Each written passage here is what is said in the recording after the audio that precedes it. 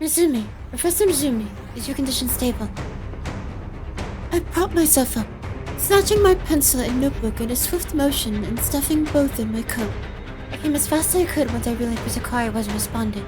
Stool was downstairs as her coat vanished into thin air. The roof is closed behind you. Are you sure you're alright? I'm fine, sorry. Fresnel, was it? It's Fresnel, Mr. Zumi. That's my name, yes. That was rude. Anyways, I took the liberty of trying to scan you. Alright, what's going on? Consider it foresight. I get your confusion and concern, but I hope you'll understand that I know the Oasis situation is more dire. You can't waste a second. For now, optical researcher, correct? Yes, what did you need?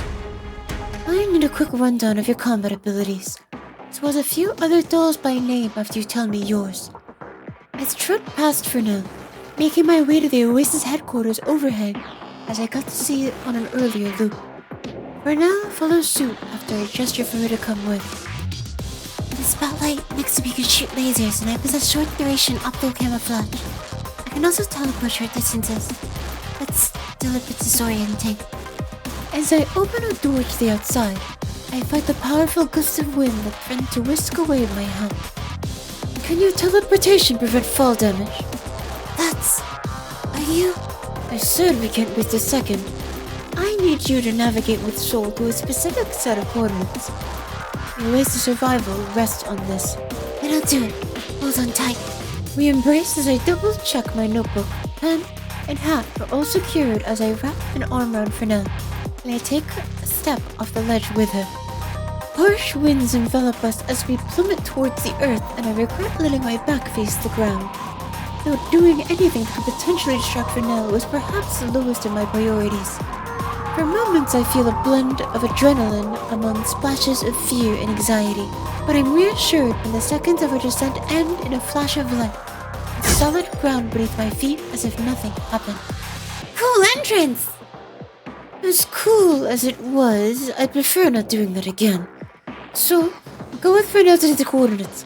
A doll there needs your help and is at death's door. Once you've stabilized her, get to higher ground and look at the weather simulator.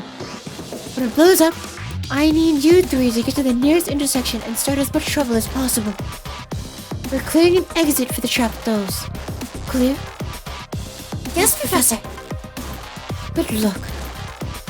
I put away my notebook once more after having burned the makeshift directions into my head. The Oasis streets have a hum of crackling flames and distant combat. Not enough to distract me from the oncoming exhaustion of my legs and chest. I used to recall through my thoughts. Something unique in this digital world. Fresnel. Yes? Call anyone you can to group up to these coordinates. Tell them once you see the signal, make a break for Enigma and to disregard the public announcement, as it's a bait to the Sanctifiers. Sure thing. Thanks.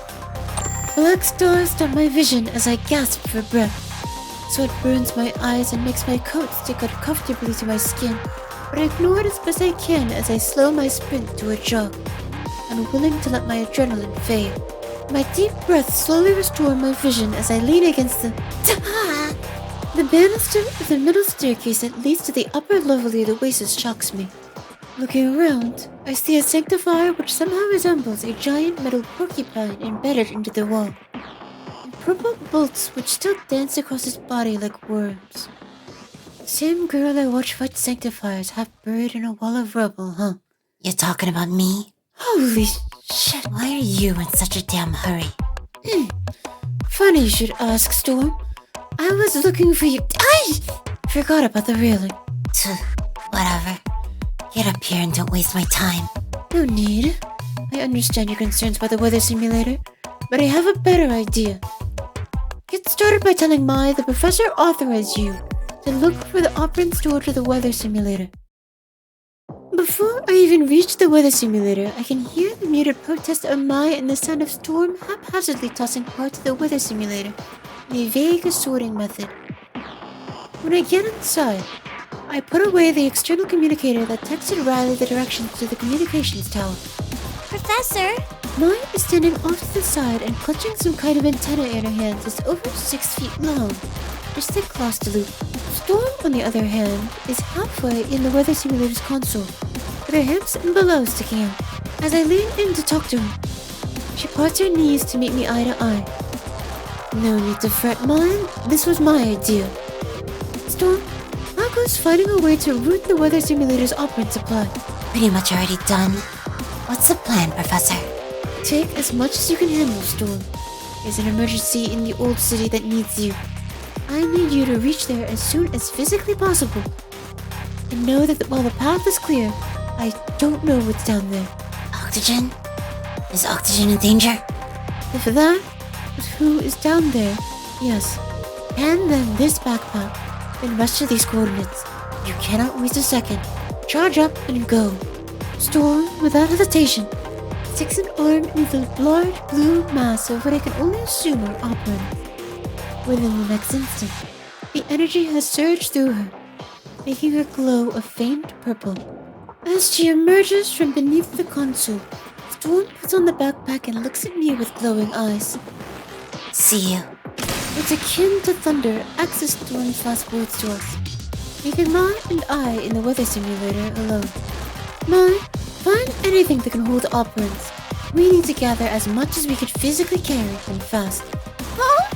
Surely we have crates or maybe a barrel, something lying around? Well, yes, but I'm not sure how we're gonna be able to move very much. The operants are very dense. Storm can only handle so much because she's so strong.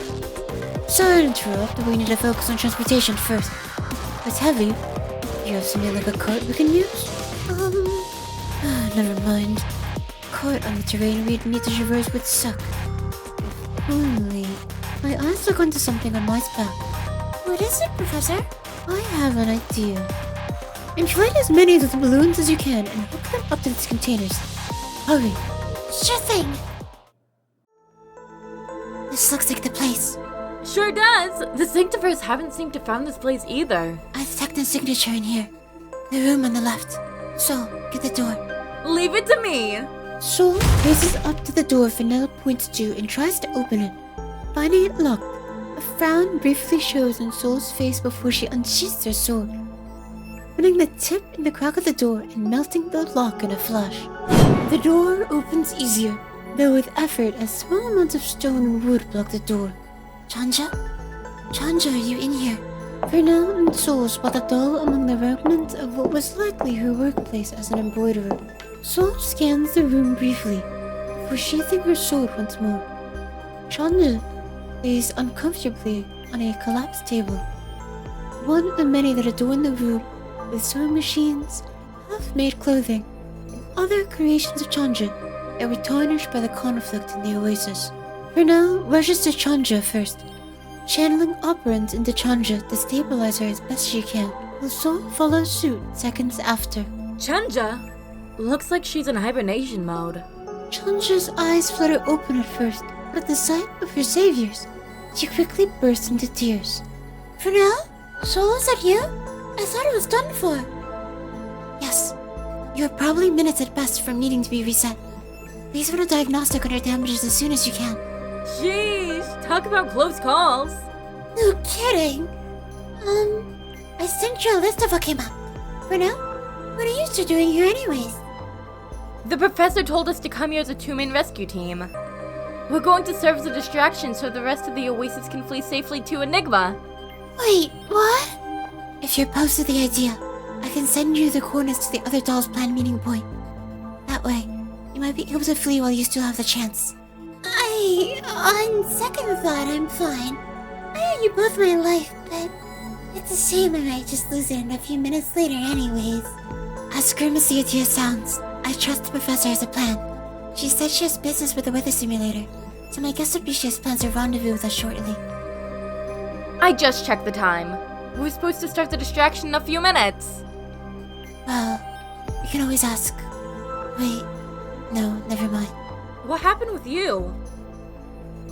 I was gonna call the professor to ask for confirmation, but communications were down. Then they were restored immediately after. It seems as if... All dolls of the Oasis. The Oasis has fallen into Sanctifier hands, and we must stage a counterattack if we have any hope of fighting against them.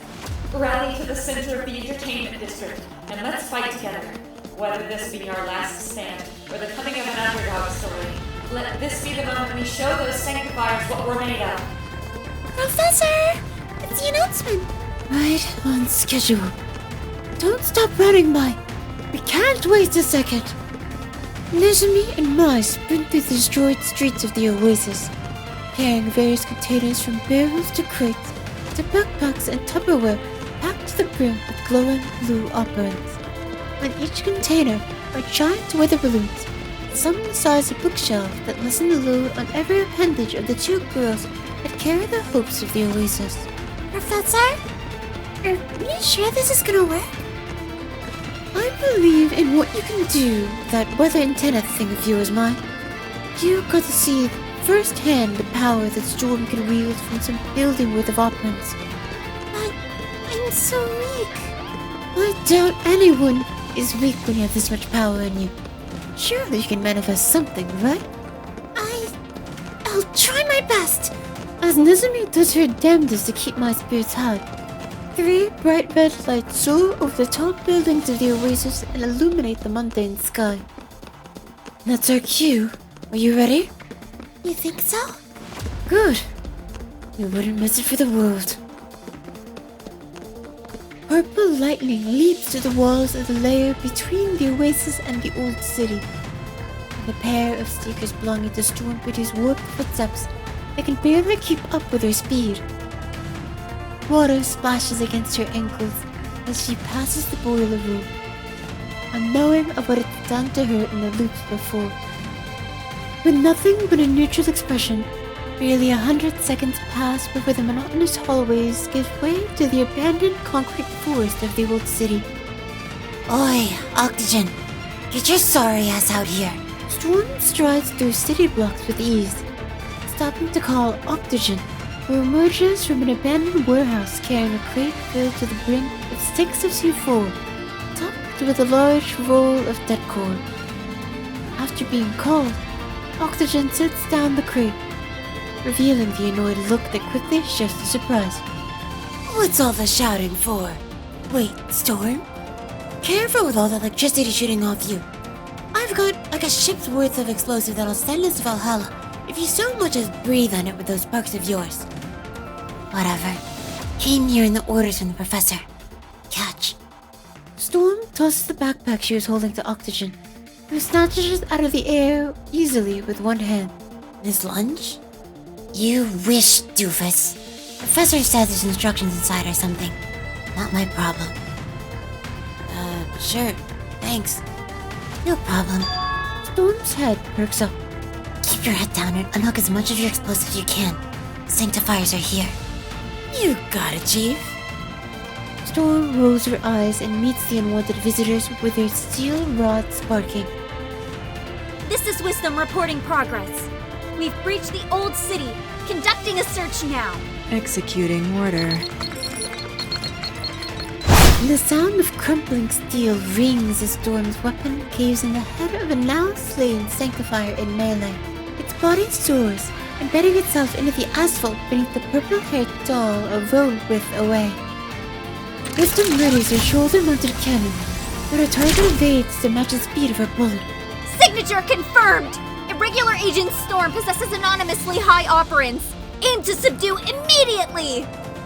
Catch me if you can, Sanctifier scum! Leaping high, Storm shatters the unfortunate sanctifiers who dare point their guns at her, blinking between each and leaving her quarry scorched or bludgeoned to scrap. Streams of projectiles and waves of sanctifiers fail to catch Storm. In Octogen's distant view from his vantage point in the Old City, the bright purple hue disintegrating sources of golden projectiles just that. Colors light up the streets of the Oasis as Storm clears a path for herself toward the bright red lights where Fresnel, Sol, and Chanzhi hold their last stand. With a heavy sigh, Octogen places the hard drive by his feet, tossing aside a scrap of paper denoting a location on the Oasis. It reads, "A digital note finds itself in Hubble's hands, conjuring itself mid-air as the white-haired doll catches it effortlessly." It reads, Dear Hubble, I hope this finds you in good health. From what Fresnel told me of you, you know most of the dolls of the Oasis by name, and I need your help telling everyone directly of the only way I believe we can save the dolls of the Oasis. Tell everyone you can to gather at the eastward section of the Oasis and leave once they see red flares light up the sky from the entertainment district. Make a break for Enigma and do not look back.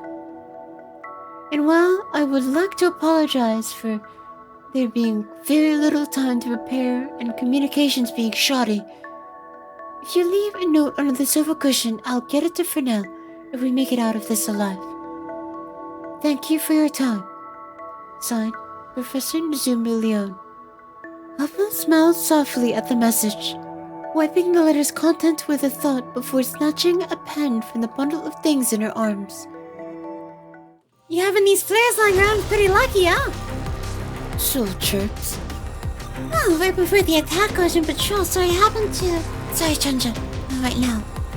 As Chanzhi cheerily explains the coincidence, Fresnel puts a hand up and silences her, directing the party's attention to the roads that lead to them as sanctifiers emerge from the rubble. A black one, resembling a floating torso with a massive scythe, points it at the dolls.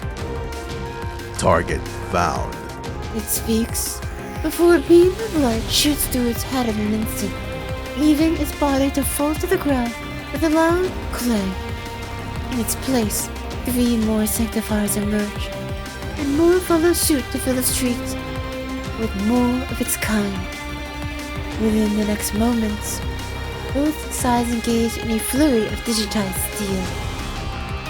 Sewing needles the size of long swords materialize at Chanzhi's will, soaring through the crowd of sanctifiers and leaving a clear hole through their bodies and ranks. Beams of scorching light slice through the closest threats that come near. As Saw parries an approaching sanctifier's blade, answers back with lethal riposte. The sanctifier's approach is crude and disorganized, leaving room for the dolls to maneuver and cut openings in their ranks as sanctifiers fall by the handful. Fresnel's spotlights sweep through the front lines, while Chanzhi's needles inflict a piercing collateral, while Soul cuts down the occasional sanctifier that slips through. Locked in a deadly dance, Soul rushes to the side of Chanzhi to intercept an attacker in melee. The dolls exchange words, but they're quickly lost in the chaos of battle. A humanoid sanctifier with a jackal's head and a human-like scimitar makes a swing at Fresnel as the latter stumbles back, catching herself with an arm while the other points 2 fingers at the aggressor. A white beam shoots from Fresnel's fingers, ricocheting off the sanctifier's head and melting its eye. Molten metal drips from the wound as Fresnel follows up with another beam and rising to her feet, letting the now motionless sanctifier fall on its own while she avoids and subdues another assailant. You're too close! Chanzhi shouts, skewering the sanctifier's head with a needle sword. Removing limiters! Get down! Chanzhi and Fresnel obey Soul's command as she spins with swords in both hands. 2 arcs of flame cleave the sanctifier's back to the crossroads, setting the ground paved with robot corpses of light. Hubble peers out of her observatory window as she paces about and scribbling hastily. The ballpoint pen disguised as a feather in her hand makes soft scratches on the paper as she looks out the window to the oasis in flames. Among destroyed buildings and shattered dreams of safety once held by the dolls that resided in the oasis, Fresnel fights in a last stand outside her best friend's view. Hubble smiles to her own reflection reassuringly, hoping against what logic tells her that Fresnel will be alright. The girl with the long white hair opens her eyes after a small prayer, setting down her written letter in the hiding place Nezumi suggested. Hubble looks upon the oasis one last time. Now, the stars guide all of us to a sanctuary in Enigma. And if you're out there, my dearest Fresnel, please, Save everyone misfortunate enough to fail to reach this promised land. Chanzhi and Fresnel obey Soul's command as she spins with swords in both hands. Two arcs of flame cleave the sanctifiers back to the crossroads, setting the ground paved with robot corpses alight. Charred bodies layer the street, slowing the reversal of the sanctifiers that attempt to advance over the corpses of the fallen as Soul's knees buckle under her. Oh my gosh! Soul? Focus, Chanzhi. By Shaw, a sanctifier capitalizes on the opening and closes the distance, stopped only by an accurate laser to the head that sent its body forward at its head. Soon after, the fastest sanctifiers that could hear the bodies enter melee.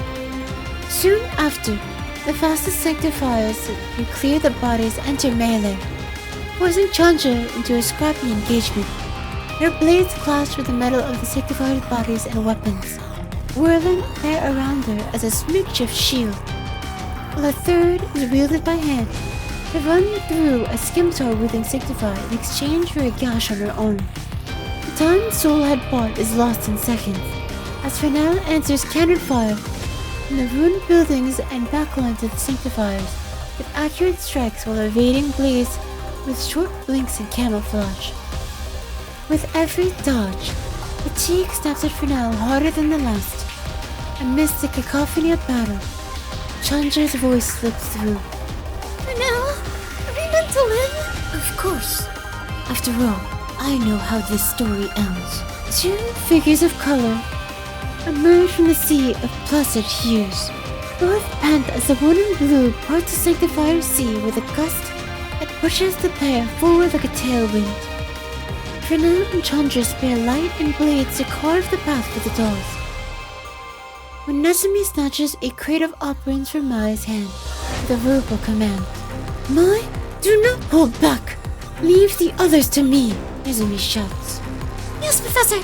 Mai scampers in the middle of the crowd with her antenna in hand and dropping the operant containers by her feet, while Nezumi rushes the nearest sanctifier with a suitcase the weight of a bowling ball. The suitcase cracks against the head of the sanctifier, staining Nezumi in splashes of blue and rendering the sanctifier inoperable. Unable to give themselves space, Fresnel and Chanzhi continue to be overrun. The latter flails and throws blows in any direction her arms can reach as a long scythe went straight through her stomach. Mai, I'll give it all I've got! A blue wind roars and consumes the battlefield in the blink of an eye, tossing away the sanctifiers and tearing the scythe from Chanzhi's side, lower part of her abdomen to reveal the mechanical parts once beneath her silicone skin. Nezumi clutches her hat as she rests down the operant containers, hooking to the largest that was on her back to Mai directly. The balloons that once lifted the containers are torn from the spots and join the sanctifiers in a monstrous stool. Nezumi rushes to the aid of Chanzhi with the leaking suitcase while grabbing a handful of dense operants and offering them to Fresnel. Mai will hold them back. Restore your energy as much as you can and help get Soul and Chanzhi back up. All we've got to do is cut down any of the sanctifiers dumb enough to try and weather the hurricane. The emergency doors to the edge of the Oasis floating island open violently to reveal a boy with silver hair carrying a backpack filled to the brim with small bricks of body-like explosives called C4. In front of him is a rock climb over 100 feet to the floor that he must demolish. Concluding the easiest way would have been plant explosives above the rock, the easy way appears replaced with harsh winds from the hurricane that threatens to pull Oxygen into his perfect view of the Oasis. This place really went to shit, huh? Wait, wasn't there supposed to be a path here? Likely torn off the wall from my storm, Oxygen would be forced to climb if he wants to complete the mission assigned to him. Eyeing his first hold, a generous leap away, Oxygen takes a few steps back for a running start and takes out his trusty screwdriver. Here goes nothing! Thanks to the Magrosia's imperfect simulation of the world, The screwdriver finds purchase in a small crack in the wall, as Oxygen scrambles to find a place for his hands and feet. Dead cord from his backpack flows wildly from the unzipped top, leaving a trail from the room he was just in. The rain from Mai's hurricane batter Oxygen as he scales up several feet, just finding a place to scout his surroundings. Shifting to the side, Oxygen plants a boot onto the screwdriver and finally finds cracks in the wall to dig his fingers into. Just as he settles in, the storm fades and the Oasis weather simulator's fake sunlight shines the clouds once more. Seriously? Looking towards the massive drop, Oxygen spots Nezumi and her accomplices, fighting waves of sanctifiers with operants meant for dolls many times more than what the group boasts. Looking between them and the rock he embraces for dear life, Oxygen has a revelation. This one's for you, eh? As he looks back to the cliff, Oxygen shifts his weight to lift himself with his lower body, finding the rocks were once dangerously slippery, dry enough to support his weight. Thank you, Jank Physics. Now you folk better be alright down there. Looks like your buddy Oxygen is finally gonna be a hero. Mai! Hey! Wake up! How's Mai doing? Chanzhi, focus! Miss Nezumi. That better not be a Miss Nezumi to tell me you can't fight anymore. I know you came to the Oasis to be protected by everyone and always looked for a chance to return the favor. Now is that chance. Get up or stay there and absorb the other tank. We've got sanctifiers to fight. So, for now, Chanzhi, jumping between the crates is probably too much. Grab one each. I'll grab one to keep my stable as long as possible. The last one we leave in a pinch. Focus on defending one street each. Chanzhi, take our left. For now, right, so, straight ahead. What about behind us? As So asked, a distant explosion hailed a skyscraper-sized rock fallen from the sky. Soul's instincts kick in as she rushes towards Nezumi. Though the latter both evades Soul and restrains her in the same fluid motion, before redirecting her momentum back the forward street. The debris falls behind the party, sending a shockwave that shoves Soul to her feet and obscures Nezumi in dust, and hopefully not rubble. Mai rises to her feet and plants her antenna into the ground once more. As she does, the hurricane resumes in full force almost immediately. The dust clears as it reveals Nezumi, far from the impact zone and having been launched conveniently at Soul's feet. Seems like you had it all planned out. Impressive, Prof. Yeah, right. In actuality, when Soul tried to save me, she tore my notebook and I was only protecting the pages of my notebook. And I had no idea of the colossal structure behind us. You can count on us for the rest. How much time did we need to buy? Every second you buy both improves the chances of our and the dolls of the Oasis survival. Sounds simple enough. Mai, you hear that? You can leave it all to me. Mai's words of self-encouragement blend with the roar of her storm and the returning battle. Sanctifier lines push through the hurricane and are felt systematically by Fresnel and Chanzhi. The buildings that once stood in the corners of the intersections are soon brought down by fire from both sides as a tense minute passes.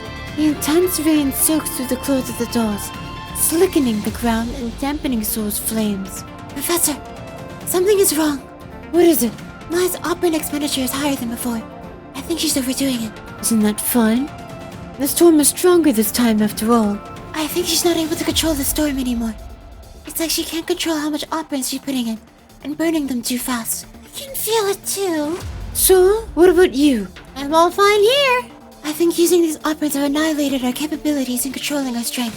We're quickly running out of operants in time, Professor. Well, it's not like we can run. Hey, I can still fight. So, look! A projectile the size of an artillery shell barrels on the street and Soul raises her sword to deflect the projectile. Her arms snap at the force of the round as it flies off course into the wall behind us, knocking Chanzhi down in the blast. Soul, your arms! Just a flash wound, Prof. I've got it. Soul's extra operants allocate to the wounds, repairing her damage into the superhuman regeneration as she raises her swords with the intent to break them once more if need be. Hey, Professor? feeling that can't control my operant expenditure thing. Make your shots count, Chanzhi. Aim for the biggest clumps. Soul can take the stragglers. You bet I can. Damn it. Storm, how long did you need to get here? Storm? I think she's that girl who helped work on the weather simulator. I don't think this is the... Professor? I don't think I can hold this up much longer. Hey, Mai! You know the storm girl? I catch on to what Soul's trying to do and play along. She should be here any minute now.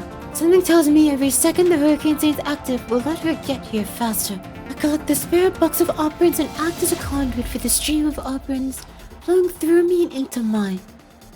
Feeling the connection between us for a moment highlights the points where such high expenditure of operants have damaged her.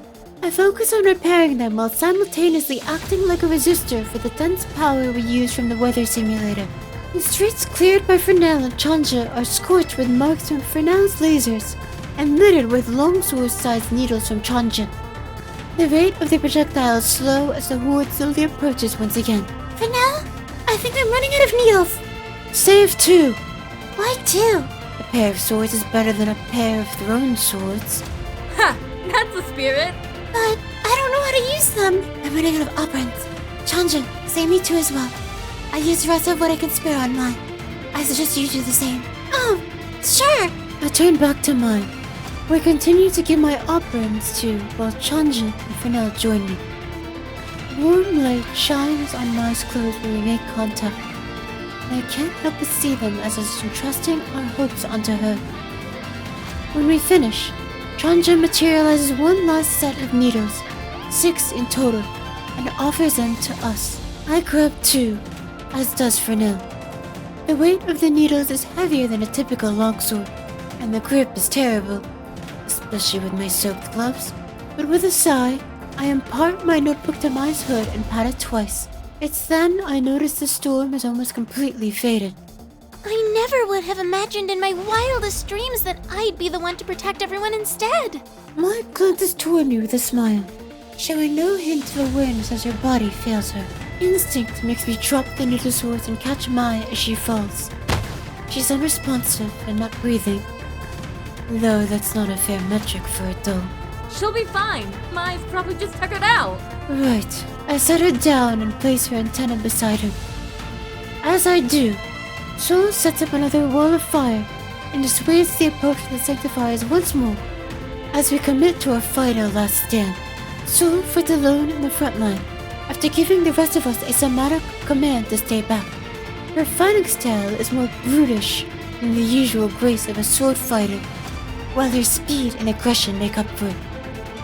Tanking half the blows, and either parrying or intercepting the other half, create a sense of strikes that result in your severing Sanctifier limbs as much as they put holes in your doll frame. The slow advance of the Sanctifiers is met with loss after loss, when a figure in white and a cannon on her shoulder twice the size of her own stature crest the rubble mounds in the distance. Stand down, irregular agents! You've caused us enough trouble! The short yet intimidating Sanctifier points a finger at Soul, and the cannon fires a similar heat round from before. Soul prepares to deflect it but recalls halfway, the dolls behind her, and transitions to blocking it.